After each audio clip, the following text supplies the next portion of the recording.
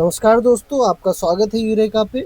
इस वीडियो के माध्यम से हम एनसीईआरटी क्लास 12th के पॉलिटिकल साइंस की जो पुस्तक है, इसके चैप्टर 7th को देखेंगे, जिसका नाम है क्षेत्रीय आकांक्षा। और इस सीरीज के तहत हम एनसीईआरटी के चैप्टर को कवर भी करते हैं, और साथ साथ जब चैप्टर कंप्लीट हो जाता है, इसके बाद हम इसके महत्वपूर्ण प्रश्न आंसर को देखते हैं, जिसमें कि हम ऑब्जेक्टिव प्रश्न को कवर कर चुके हैं और सब्जेक्टिव प्रश्न को अभी हम देख रहे हैं चैप्टर 7th के। इसमें हम प्रश्न नंबर 6 और जो प्रश्न नंबर 5 है, इन दोनों को देखेंगे, जो कि आपकी एनसीईआरटी पुस्तक से ही लिया गया है। और दोनों प्रश्न को हम एक ही वीडियो के माध्यम से देखेंगे, क्योंकि ये दोनों ही प्रश्न जो है जम्मू कश्मीर से रिलेटेड है। इसीलिए आइए हम नोट्स के माध्यम से इन प्रश्न के उत्तर को देखते हैं। जो क्वेश्चन नंबर 5 है वो यह है कि कश्मीर की अंदरूनी विभिन्नताओं की व्याख्या कीजिए और बताइए कि इन विभिन्नताओं के कारण इन राज्य में किस तरह क्षेत्रीय आकांक्षा ने सर उठाया है। तो दोस्तों, इसके उत्तर को अगर हम देखें तो जम्मू और कश्मीर भारत का एक ऐसा राज्य रहा है जहां भौगोलिक, सांस्कृतिक और धार्मिक दृष्टि से काफ़ी विविधता पाई जाती है। इसी कारण राज्य के विभिन्न क्षेत्र में अलग अलग राजनीतिक आकांक्षाएं विकसित हुई। इन आंतरिक विभिन्नताओं ने क्षेत्रीय आकांक्षाओं और राजनीतिक असंतोष को जन्म दिया। जम्मू कश्मीर की अंदरूनी विभिन्नताएं की अगर हम बात करें तो ये दो तरीके से हम देख सकते हैं इसको विभाजित करके। पहले तो ये है कि भौगोलिक और सामाजिक विभिन्नताएं और राजनीतिक दृष्टिकोण में विभिन्नताएं। तो दोस्तों, जम्मू और कश्मीर 3 सामाजिक, भौगोलिक और राजनीतिक क्षेत्र में बना हुआ है, जिसमें कि जम्मू, कश्मीर और लद्दाख शामिल है। तो आइए इन सबको हम बारी बारी से देखते हैं, इनकी विभिन्नताओं को। तो जम्मू की अगर हम बात करें तो यहाँ छोटी पहाड़ी और मैदानी भाग है, और यहाँ मुख्य रूप से हिंदू निवास करते हैं। मुसलमान, सिख और अन्य मत के लोग भी रहते हैं, परंतु इनकी जो संख्या है वो अपेक्षाकृत कम है। अब अगर यहीं पे हम कश्मीर की बात करें तो ये भौगोलिक रूप से घाटी का क्षेत्र है, और यहाँ जनसंख्या में कश्मीर मुसलमान अधिक है और कम संख्या में हिंदू, सिख और बौद्ध लोग यहाँ निवास करते हैं। जब लद्दाख की हम बात करें तो भौगोलिक रूप से ये पहाड़ी क्षेत्र है, पहाड़ी रेगिस्तान है ये, और यहाँ की जनसंख्या में लगभग बराबर की संख्या में बौद्ध और मुसलमान निवास करते हैं।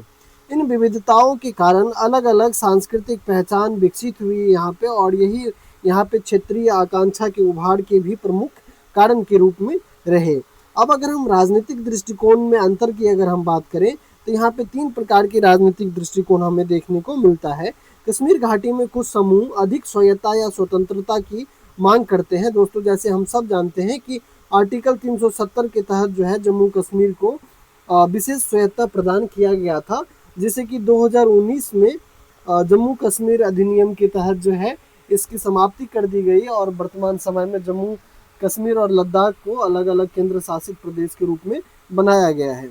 जम्मू क्षेत्र के कई लोग भारत के साथ पूर्ण एकीकरण का समर्थन करते रहे हैं, और वहीं लद्दाख क्षेत्र लंबे समय से अलग प्रशासनिक व्यवस्था की मांग करता रहा है। वर्तमान समय में भी दोस्तों, जब लद्दाख एक केंद्र शासित प्रदेश का गठन किया जा चुका है, तो लद्दाख को 6th शेड्यूल में उठाने के लिए वहाँ पे मूवमेंट चलता रहा है वर्तमान समय में।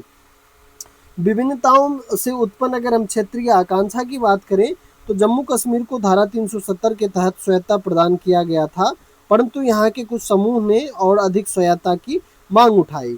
कई उग्रवादी संगठनों द्वारा अलगाववादी आंदोलन चलाया गया, जिसे कि पाकिस्तान से समर्थन मिल रहा था उस समय में।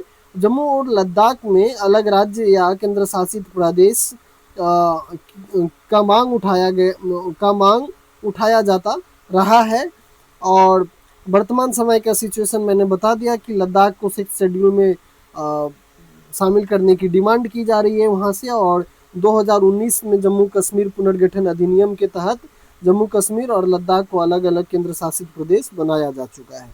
जम्मू कश्मीर पुनर्गठन अधिनियम की अगर हम बात करें, एक नज़र इस पर डाल लेते हैं, तो 5 अगस्त 2019 को जम्मू कश्मीर पुनर्गठन अधिनियम के द्वारा जम्मू कश्मीर को अनुच्छेद 370 के तहत मिले विशेष स्वायत्ता की समाप्ति कर दी गई, और राज्य को पुनर्गठन कर 2 केंद्र शासित प्रदेश, एक जम्मू और कश्मीर तथा लद्दाख बनाए गए। अब अगर हम इस प्रश्न के निष्कर्ष को देखें तो जम्मू कश्मीर की भौगोलिक, सांस्कृतिक और धार्मिक विभिन्नता ने वहाँ अलग अलग क्षेत्रीय आकांक्षा को जन्म दिया। इन आकांक्षाओं को संतुलित करने के लिए भारत सरकार ने राजनीतिक संवाद और लोकतांत्रिक प्रक्रिया और प्रशासनिक परिवर्तन के माध्यम से समाधान खोजने का प्रयास किया है। दोस्तों अब आइए हम इसी चैप्टर के क्वेश्चन नंबर 6 को देखते हैं, जो भी ये भी एक सब्जेक्टिव प्रश्न है और मैं इसी वीडियो में इसलिए इसको भी ले रहा हूँ क्योंकि ये दोनों ही प्रश्न कश्मीर से संबंधित था, परंतु आपके एग्जाम में यहाँ से अलग अलग प्रश्न बन सकते हैं, दोनों के क्वेश्चन को अलग अलग तरीके से पूछे जा सकते हैं। क्वेश्चन यही रहेंगे परंतु किसी एक क्वेश्चन को पूछे जा सकते हैं आपके एग्जाम में। कश्मीर की क्षेत्रीय स्वायत्तता के मामले पर विभिन्न पक्ष क्या है, इसमें कौन सा पक्ष आपको समुचित जान पड़ता है, तर्क सहित उत्तर दीजिए। देखिए दोस्त, इस प्रश्न को भी हम दो भाग में डिवाइड करेंगे। पहले तो हम क्षेत्रीय स्वायत्तता के जो मसले पे विभिन्न जो तीन पक्ष है इसकी हम चर्चा करेंगे और साथ ही साथ इसके बारे में हम तर्क भी देंगे इसके ऊपर में कि समुचित चीज़ें क्या होनी चाहिए। तो आइए हम आरंभ करते हैं।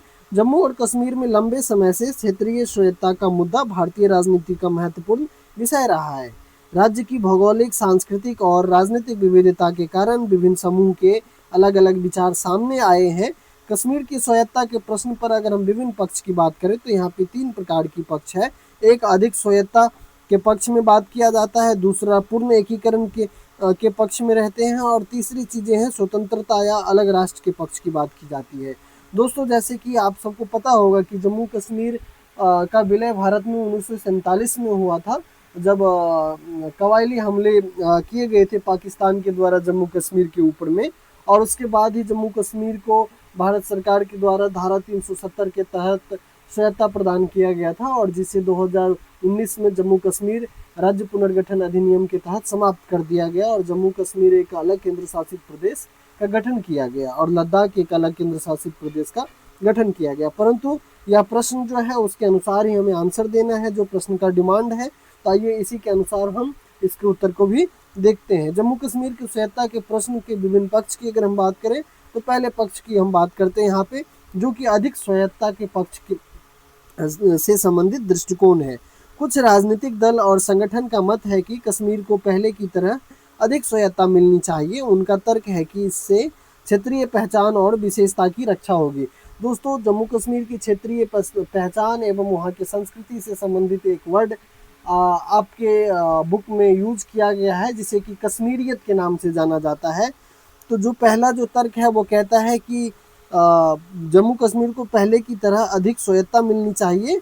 इससे क्या होगा तो क्षेत्रीय पहचान और जो विशेषताएं हैं उसकी रक्षा होगी, जनता का विश्वास लोकतांत्रिक व्यवस्था में बढ़ेगा और राजनीतिक असंतोष जो है इससे कम होगा।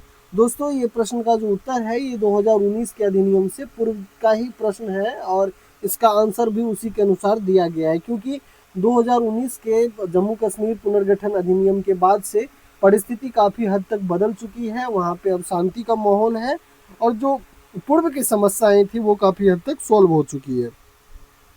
अगर हम दूसरे पक्ष की बात करें तो पूर्ण एकीकरण की पक्ष अगर हम देखें तो दूसरा पक्ष का मानना है कि राज्य का भारत के साथ पूरी तरह से एकीकरण होना चाहिए, यानी कि विशेष स्वायत्तता जो है जम्मू कश्मीर को नहीं मिलना चाहिए। इनके जो अनुसार इनके जो तर्क है कि पूरे देश में एक समान कानून और प्रशासन होने चाहिए, इससे राष्ट्रीय एकता जो है वो मजबूत होगी। अलग व्यवस्था से जो है अलगाववाद को बढ़ावा मिल सकता है। जो थर्ड पॉइंट है इसमें कि स्वतंत्र या अलग राष्ट्र बनाने के पक्ष का जो दृष्टिकोण है, कुछ उग्रवादी समूह ने कश्मीर को भारत से अलग स्वतंत्र राष्ट्र बनाने की मांग की है।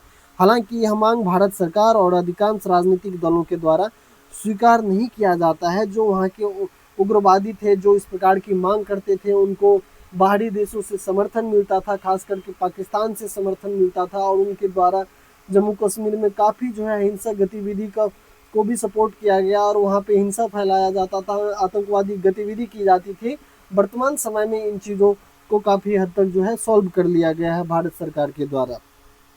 अब अगर हम पक्ष की समुचित पक्ष की अगर हम बात करें और उसके पीछे की तर्क को अगर हम देखें तो सबसे उचित पक्ष जो है लोकतांत्रिक ढांचे के भीतर स्वायत्तता और राष्ट्रीय एकता के बीच संतुलन का है।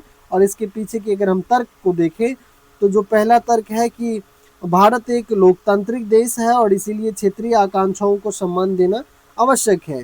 जो सेकंड है कि राष्ट्रीय एकता और संप्रभुता बनाए रखना भी उतना ही महत्वपूर्ण है। और थर्ड है इसीलिए संवाद, लोकतांत्रिक प्रक्रिया और संवैधानिक उपायों के माध्यम से समाधान का खोज किया जाना चाहिए। अब आइए इस प्रश्न के निष्कर्ष को हम देखते हैं। कंक्लूजन को देखते हैं। दोस्तों, अगर हम निष्कर्ष की बात करें तो कश्मीर की स्वायत्तता का प्रश्न लंबे समय से भारत की राजनीति में महत्वपूर्ण रहा है। विभिन्न क्षेत्रों और समूह की अलग अलग आकांक्षाओं के कारण इस मुद्दे पर अलग अलग मत भी सामने आए हैं। वर्ष 2019 में भारत सरकार ने संविधान के अनुच्छेद 370 के अधिकांश प्रावधानों को समाप्त कर दिया और जम्मू कश्मीर पुनर्गठन करके इसे 2 केंद्र शासित प्रदेश जम्मू कश्मीर तथा लद्दाख में विभाजित कर दिया। और इस निर्णय को कुछ लोगों ने राष्ट्रीय एकीकरण को मजबूत करने वाला कदम माना, जबकि कुछ अन्य समूह ने इसे क्षेत्रीय स्वायत्तता में कमी के रूप में देखा। दोस्तों, मुझे उम्मीद है कि ये वीडियो आपको पसंद आया होगा, और आपको अगर ये वीडियो पसंद आया हो तो चैनल को सब्सक्राइब करें और वीडियो को दोस्तों के साथ ज़रूर भेजें। धन्यवाद।